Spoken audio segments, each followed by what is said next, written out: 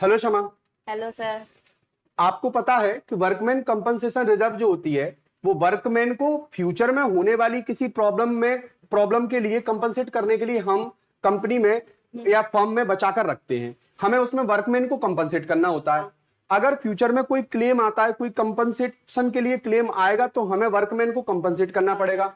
ये तीन लोगों ने कोई बिजनेस स्टार्ट किया था, शमा, व्याख्या एंड नंदिनी। शमा, व्याख्या, नंदिनी ने एक बिजनेस स्टार्ट किया था जिसमें वो 5:3:1 के रेशो में पार्टनर थे। और अब उन्होंने अपनी पार्टनरशिप फर्म को क्या करना चाहा है कि वो अपनी पार्टनरशिप फर्म के बिजनेस की जो रेशो है उसको अल्टर करना चाहते हैं, चेंज करना चाहते हैं। और करते समय वो क्या कर रहे हैं, 3:2:3:4 रेशो अपना लगा रहे हैं। तो ऐसी स्थिति में जो WCR पड़ी हुई है उस WCR को ये लोग आपस में डिस्ट्रीब्यूट कर लेना चाहिए। अगर ये डिस्ट्रीब्यूट नहीं करेंगे तो फिर इन्हें आपस में क्या कर लेना चाहिए, सैक्रिफाइसिंग रेशो लगाकर एडजस्टमेंट कर लेना चाहिए। तो कुछ ना कुछ तो इन्हें करना पड़ेगा, लेकिन इन्हें सबसे पहले ये देखना होगा कि हमारे पास कोई क्लेम आया है या नहीं आया है। अगर क्लेम आए और ना आए, इसके लिए जो केसेस बनेंगे उन केसेस पर मैं आपसे बात करूंगा, मैं आपसे पूछूंगा और आपको उन केसेस के लिए सही सही आंसर देना होगा। जिसमें सबसे पहले मैं पहला केस पूछूंगा। सबसे पहली बात तो तुम्हें यह पता होना चाहिए कि WCR को हम क्रेडिट करके रख देते हैं। वो WCR में हमारा ही प्रॉफिट पड़ा होता है जिसे हमने बांटा नहीं होता है। हम इसे कब बांटेंगे, फ्यूचर में। अगर क्लेम नहीं आया तो बांट लेंगे रेशो चेंज करते समय। तो अभी मैं आपको बताऊं, इनकी एक बैलेंस शीट का एक्सट्रैक्ट दे रखा है जिस बैलेंस शीट में आप किसी फर्म वालों ने क्या कर रखा है, 90,000 रुपीज क्लेम के लिए रख रखा है कि अगर फ्यूचर में कोई कैजुअलिटी हुई, कोई प्रॉब्लम आई तो WCR वर्कमैन को हम कंपनसेट कहां से कर देंगे, इसी 90,000 से कर देंगे। अब इस 90,000 से वर्कमैन को कंपनसेट करेंगे तो तभी तो कंपनसेट करेंगे जब क्लेम आएगा। लेकिन क्लेम आने के लिए कैसी कैसी सिचुएशंस हो सकती हैं, समझिए। सबसे पहला केस क्या बन रहा है, मैं देखिए समा ये क्या कह रहा है, ये कह रहा है कि केस ए है जिसमें कह रहा है if there is not any information. मान लीजिए किसी भी फर्म में इंफॉर्मेशन है ही नहीं है कि WCR के बारे में कोई इंफॉर्मेशन उन्होंने प्रोवाइड ही नहीं की, तो अब क्या करें। अब हम उस 90,000 को पार्टनर्स के बीच में ओल्ड रेशियो में डिस्ट्रीब्यूट कर दें या न्यू रेशियो में डिस्ट्रीब्यूट कर दें। ओल्ड रेशियो में एडजस्टमेंट पहले हो जाएगा। ओल्ड रेशियो में डिस्ट्रीब्यूट कर देंगे। जब ओल्ड रेशियो में डिस्ट्रीब्यूट करेंगे तो ओल्ड रेशियो में डिस्ट्रीब्यूट करने के लिए क्या जनरल एंट्री सुटेबल होगी, इसमें से बताइए कौन सी वाली जनरल एंट्री सुटेबल होगी अगर हम ओल्ड रेशियो में।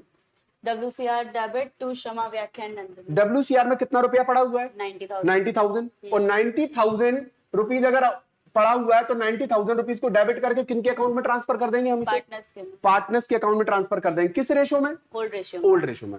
अगर इंफॉर्मेशन आई हो, क्या इंफॉर्मेशन आई है, if information is given that there is no claim. अगर आपके पास कोई क्लेम मांगने नहीं आया, मान लीजिए किसी को लग भी गई हो, किसी को प्रॉब्लम भी हो गई लेकिन उसने कोई क्लेम नहीं किया, तो जब क्लेम आया ही नहीं है तो हम क्या मान के चलेंगे कि वो रिजर्व पूरी, कोई क्लेम नहीं है। और जब कोई क्लेम नहीं है तो फिर उस रिजर्व का क्या करेंगे, जो रिजर्व 90,000 पड़ी हुई है न्यू रेशो लगने से पहले ओल्ड रेशियो में ही बढ़ जाएगी। तो मतलब इसके लिए भी वही एंट्री बनेगी जो पहले बनी थी।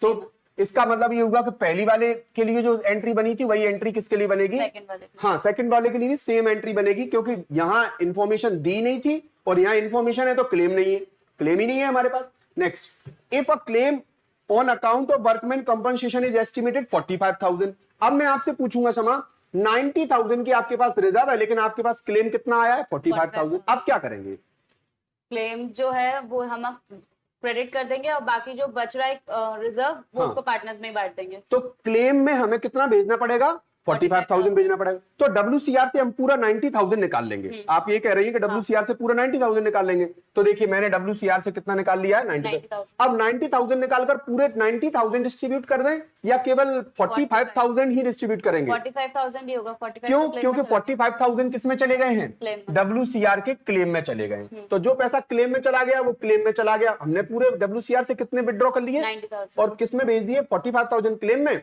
बाकी जो रिमेनिंग अमाउंट थी वो पार्टनर्स के अकाउंट में किस रेशो में ट्रांसफर की जाएगी, ओल्ड रेशियो, उनके ओल्ड रेशो में ट्रांसफर की जाएगी। सो कितना कितने ट्रांसफर हो जाएंगे उनके रेशो से, उनका रेशो था कितना, 5:3:1। तो 45,000, 25,000 सॉरी 25,000, 15,000 और 5,000 जो रिमेनिंग अमाउंट थी 45 की वो इस रेशो में क्या हो जाएगी, ट्रांसफर हो जाएगी। नेक्स्ट क्लेम अगर क्षमा ये आ रहा है, क्या नेक्स्ट क्लेम आ रहा है डी केस क्या कह रहा है, if claim on account of workman compensation reserve 99,000। तुम्हें इसमें क्या समझ में आ रहा है, जब आपके पास तो रिजर्व तो कितनी पड़ी हुई है 90,000 और यहां पर क्लेम 99,000 99,000 कम आ रहा है, ज्यादा आ रहा है, ज्यादा आ रहा है। ज्यादा क्लेम आ रहा है। अब क्या किया जाएगा, ज्यादा क्लेम आएगा तो अब हमारे पास रिजर्व तो उतनी है ही नहीं, तो अब क्या किया जाए कि इस क्लेम की पूर्ति की जाए, इसके लिए क्या जनरल एंट्री बनेगी और कैसे हम इसको, पहले तो WCR में जितना रिजर्व है हम उतना निकाल लेंगे, जितना रिजर्व WCR में, हम वहां से WCR से पैसा निकाल लेंगे। उसके बाद कितना निकाल लेंगे, पूरा 90,000। अब भी कम पड़ रहा है, कितना रुपया कम पड़ रहा है, 9,000। तो 9,000 रुपीज के लिए अब हम कहां से लेकर आए पैसा, Revaluation तो वो पैसा रिवैल्यूएशन अकाउंट में ट्रांसफर हो जाएगा। रिवैल्यूएशन अकाउंट में डेबिट साइड रिवैल्यूएशन अकाउंट को लिख दिया जाएगा, क्योंकि हमें यहाँ पर नुकसान हो रहा है कि हमारी WCR भी क्या पड़ गई है, कम पड़ गई है। तो फिर WCR से मैं कितने रुपए निकाल लूं और रिवैल्यूएशन से कितने रुपए निकाल लूंगा, 9,000, और मैं पूर्ति कर दूंगा, किसको कंपनसेट कर दूंगा, पूरा WCR का क्लेम भर दूंगा। उसके बाद अब लास्ट में आखिरी केस बन रहा है। अच्छा एक और चीज, और WCR से मैंने जो निकाला है पैसा, तो इसमें 9,000 मैंने किससे निकालना पड़ा है मुझे, रिवैल्यूएशन से। तो अब ये जो रिवैल्यूएशन पर आया हुआ लॉस है, ये फाइनली किसको बेयर करना पड़ेगा, पार्टनर्स को बेयर करना पड़ेगा। पार्टनर कौन कौन है इसमें, क्षमा, व्याख्या, नंदिनी। क्षमा, व्याख्या, नंदिनी। तो क्षमा, व्याख्या, नंदिनी के अकाउंट में से 9,000 रुपीज डेबिट होने चाहिए, क्रेडिट होने चाहिए, डेबिट होने चाहिए। रीजन क्या है डेबिट होने की, क्योंकि लॉस फाइनली किसको भुगतना पड़ता है, पार्टनर्स को भुगतना पड़ता है। तो रिवैल्यूएशन ने जो लॉस बेयर किया है, वो लॉस अब रिवैल्यूएशन को क्रेडिट कर देंगे, क्योंकि रिवैल्यूएशन डेबिट हुआ था, अब रिवैल्यूएशन को क्या कर देंगे, क्रेडिट कर देंगे, और लॉस किसके अकाउंट में ट्रांसफर कर दिया जाएगा, लॉस किसके अकाउंट में ट्रांसफर कर दिया जाएगा, पार्टनर्स के अकाउंट में ट्रांसफर कर दिया जाएगा, और रिवैल्यूएशन को क्रेडिट कर दिया जाएगा। तो देखिए रिवैल्यूएशन हो गया क्रेडिट, और किसके अकाउंट से पैसा, क्षमा, व्याख्या और नंदिनी के अकाउंट से पैसा क्या हो गया, डेबिट हो गया। ये इसका एडजस्टमेंट हो जाएगा अगर इस तरीके से, अगर ऐसा केस बनता है तो, कि इसमें डबल एंट्री हम टू एंट्रीज जो है पास करेंगे।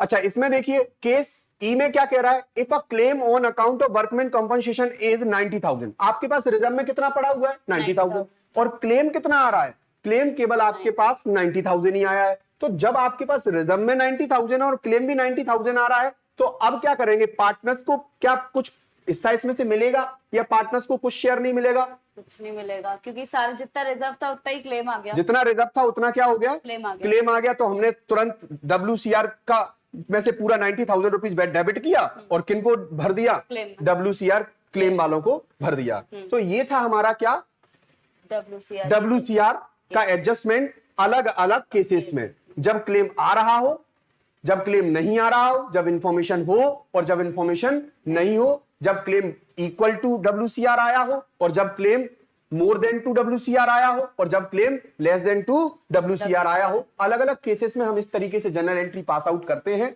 तो आपको ये वीडियो समझ में आया होगा। Thank you.